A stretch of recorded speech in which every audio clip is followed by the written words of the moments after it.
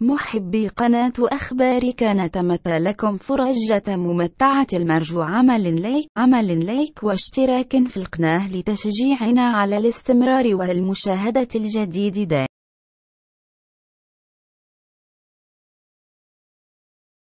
قالت سلطة الطيران المدني المصرية اليوم الثلاثاء إن مصر ستسمح لشركات الطيران والطائرات غير المسجلة في مصر أو في قطر باستخدام مجالها الجوي للسفر من إلى قطر في تخفيف لقيود فرضت ضمن مساع دبلوماسية بقيادة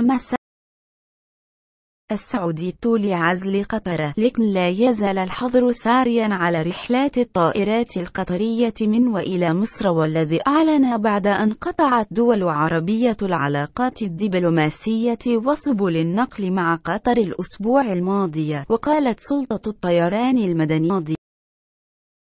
بيان: تؤكد سلطة الطيران المدني المصرية بأنها ملتزمة بقرارها بمنع كافة شركات الطيران القطرية والطائرات المسجلة في دولة قطر من الهبوط في مطارات جمهورية مصر العربية أو العبور في أجوائها السيادية وتعبر في أجواء،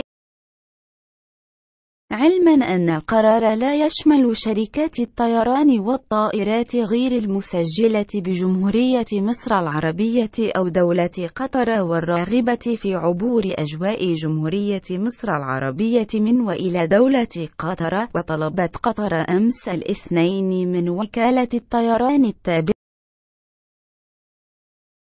للأمم المتحدة التدخل بعد أن أغلقت السعودية والإمارات والبحرين مجالاتها الجوية أمام الطائرات القطرية في إطار محاولاتها لعزل قطر. ويعيش نحو 350 ألف مصري في قطر، كثير منهم هربوا من المصاعب الاقتصادية